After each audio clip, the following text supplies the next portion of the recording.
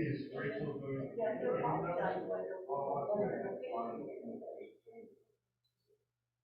you might share a sheet with her?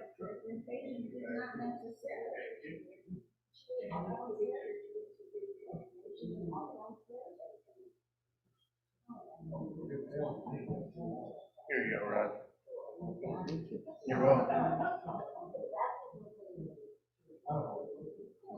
Okay, enough chit chat, you four. Come on.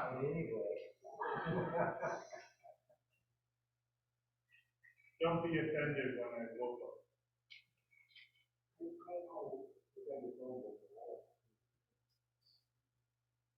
You want proof of the meeting you're gonna get? All right. So we're looking at number 228. Impatience is not necessarily a sin. Who wants to start reading for us?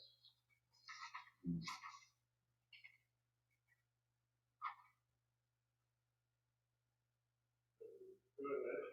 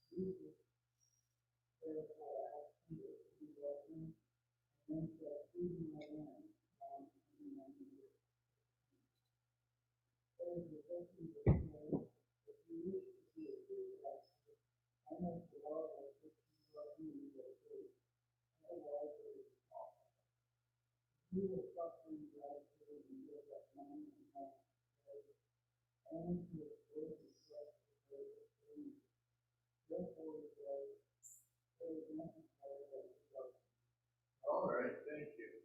Any questions on what we just read?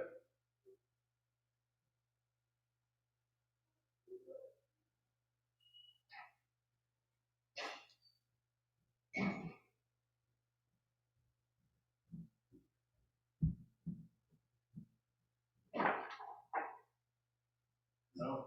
Thursday? We had an extra one.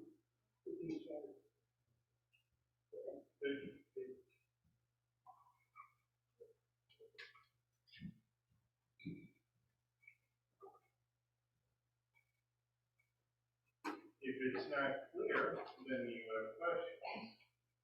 If you don't have questions, then it is clear. Not necessarily the sin. So, why is impatience a sin generally? Because it generally is.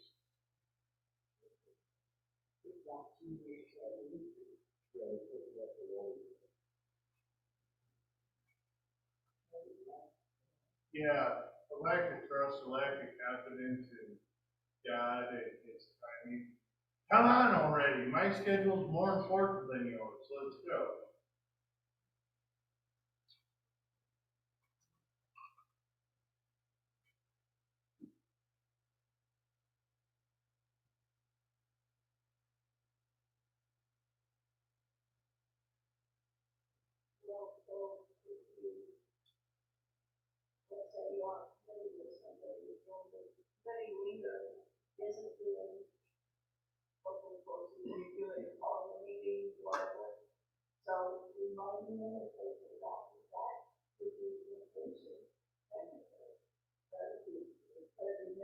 Well, I wouldn't even necessarily call that impatience. Reminding someone of the duty they're supposed to be accomplishing isn't necessarily impatient, it's just.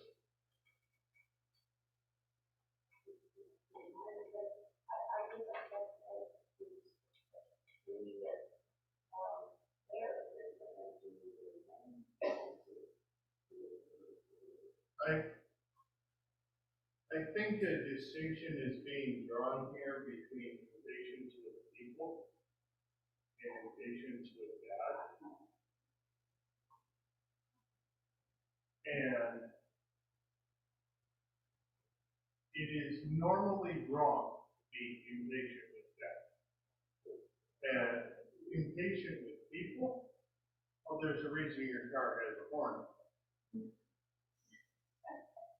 And the reason is stoplights and Hastings. What does this green thing mean? Let us consider. Oh yeah, go.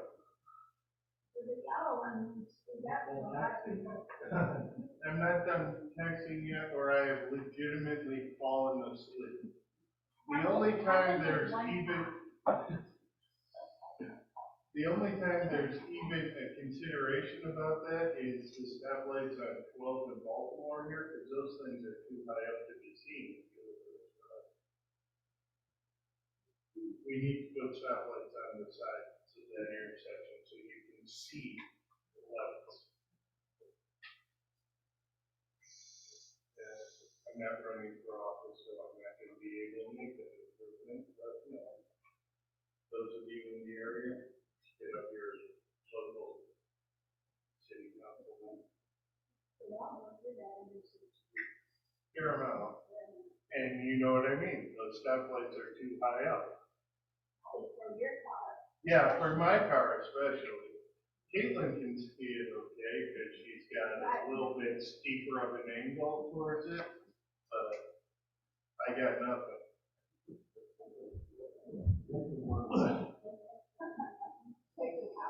Okay, you know what? I will get a convertible once the church buys me one.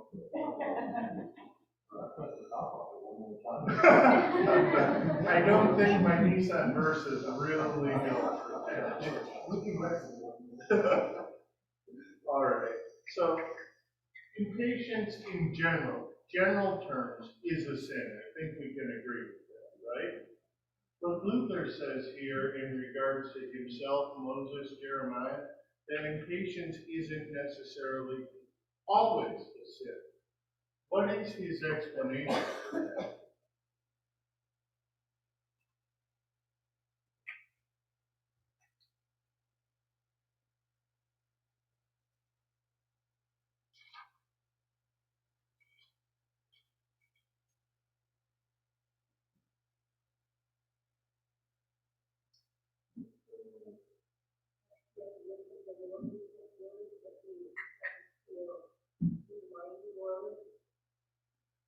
It's an interesting turn of phrase, isn't it? Waking God up.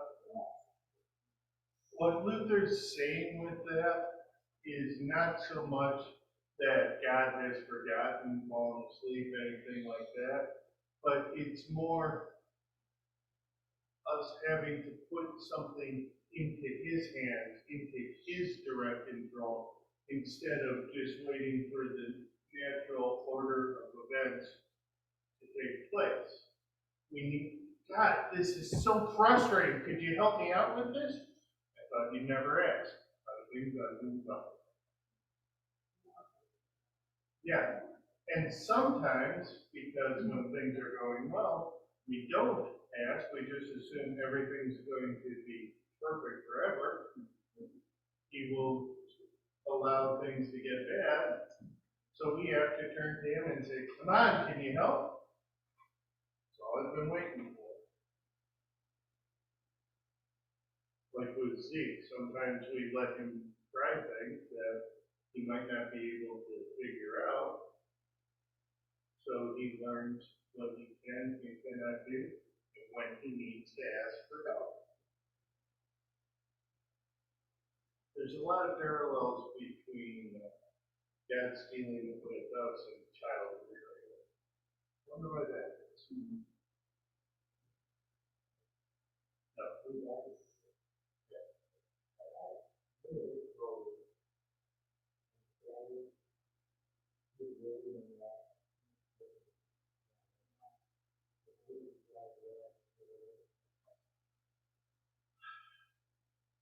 Luther is writing and speaking from a human perspective. He is not intending to imply that God has fallen asleep. It's similar to what he probably has in mind here, honestly, is similar phrasing to the book of Exodus. Then the Lord God remembered his people in Israel. Do you think God forgot about the Israelites for 400 years? Of course not. So that's just from our human perspective, though. They were in slavery for 400 years. It looked like they had been forgotten. In a similar way, when something's not getting fixed or dealt with, it looks like God's fallen asleep at the wheel. That's the way we think about things, and since we don't have the ability to express things the way God thinks about them, we are relegated to using human terms, human perspective, to describe how things look. Does that make sense?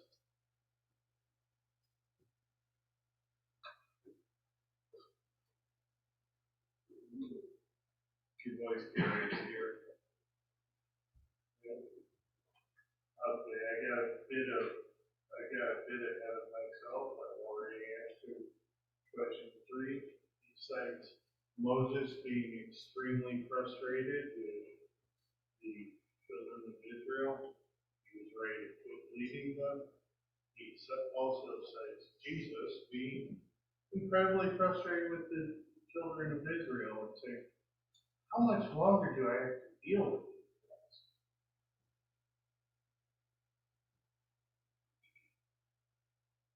Number 4, I think, is interesting.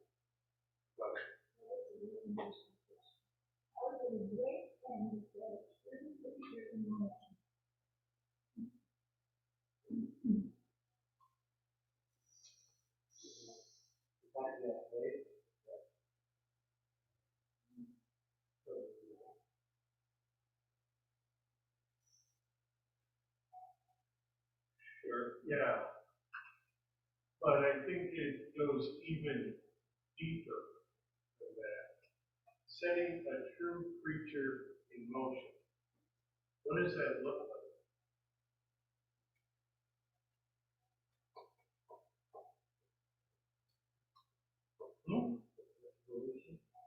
Could be. Karen, you can just talk. You don't need to raise your hand. A little bit.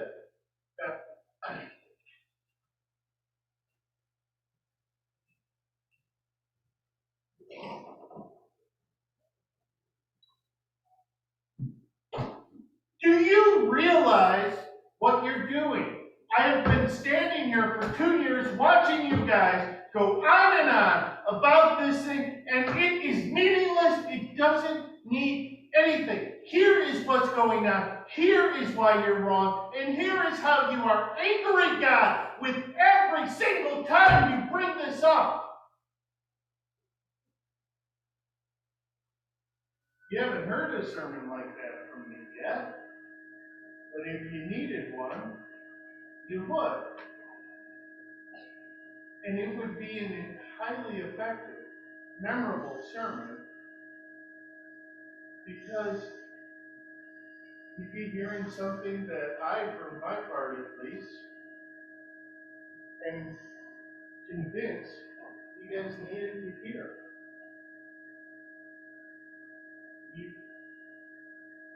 It's often a bad thing when a preacher gets rolling like that, because there's trouble in the people in front of him.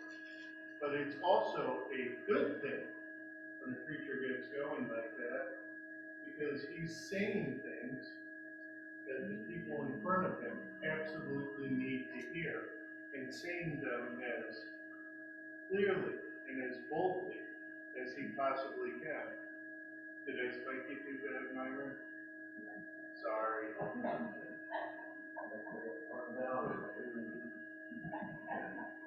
can remember 2 times with 3 different pastors when that happened. And just about everybody was here. What happened to you? The answer was Delsey and something too terrible for words, probably.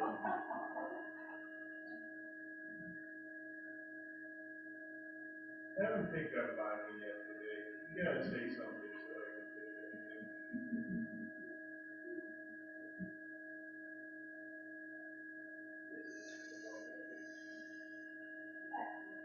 Oh, did I? Yeah, sure. Pastor, No. the sentence that follows that, that's in the true preacher in motion, says it requires a mighty spirit to serve people in body and soul, and yet suffer extreme peril, and the basis and gratitude associated. Yep. There's a message there. And that's a message that we get to in the next question. What is, You know, I think that's exactly almost nothing somebody needs, and then to give us a great effect.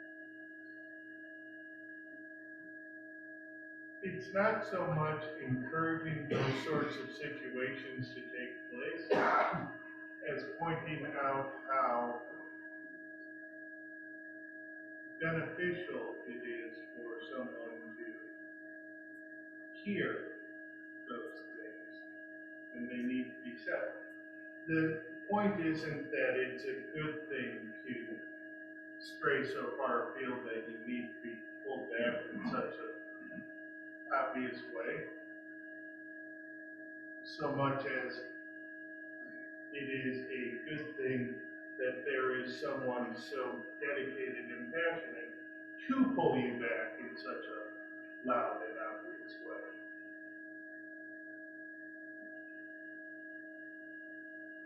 It's sort of like, Mike, I'm gonna guess you weren't the most obedient of children.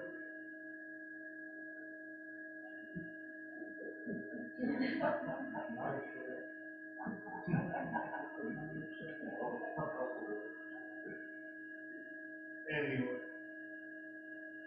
and it wasn't a good thing when you stepped out of the line, but I bet there were a couple of, shall we say, reprimands that you still remember to this day. A couple of mistakes you've made that you have not made yet.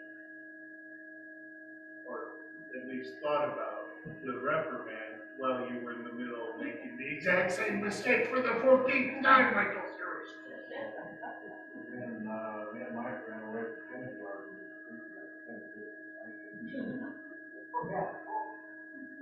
We weren't that far away, though. Keep that in mind, Ezekiel. It has just been endorsed by my church council that I get to spank kindergarten, correct? Absolutely.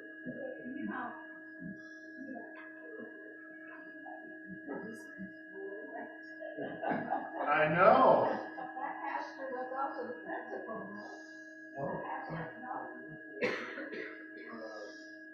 Right downstairs, there's a kindergarten teacher. Must have called it and started all this. Went down the road, we were half mile an hour. We came down with the car, and boy, we did walk on the rear end. Brought us in and said, don't you ever do this again. Did you walk back? No, he took it back. This is what, 65 years ago or I something? mean, they probably actually. Yeah, exactly. You guys set a true preacher in motion. Well, I was about to say, especially his hand. Oh, yeah. Now, I don't doubt that Mike played a role in all of this, but I do doubt you were completely innocent.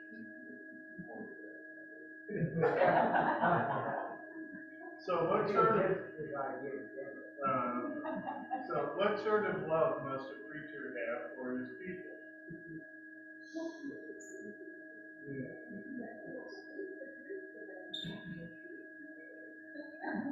The same sort of love Jesus.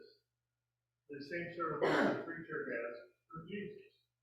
The only difference is the preacher doesn't have to correct Jesus. Because the preacher needs to correct his people. Especially fine. Oh, I know what you do on Saturday. I know.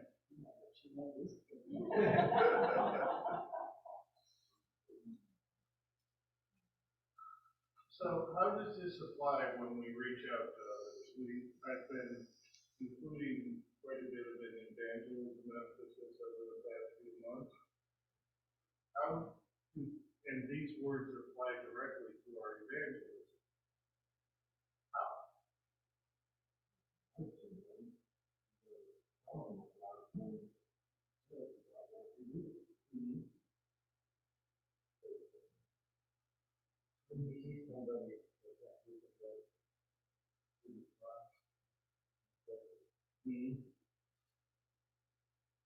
Going along to get along has no place in the church, at least when it comes to sin.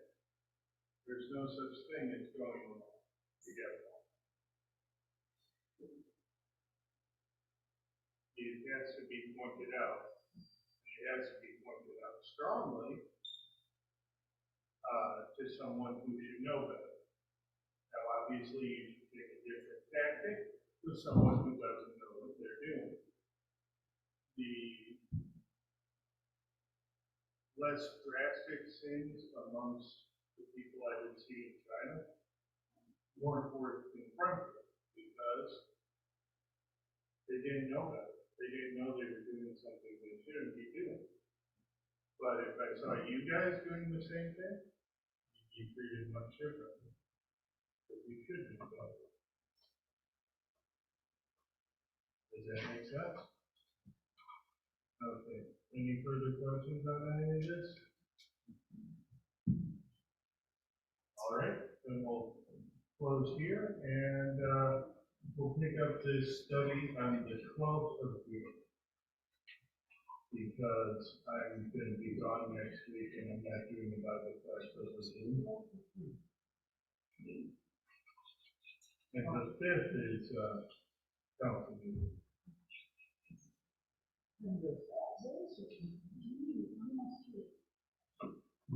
How you doing? We're gonna Randy. Randy, I'm Brian, next to meet you. The pastor here. Thank you. How you doing today? Oh, fine. Well, good. Pardon me. Pardon me.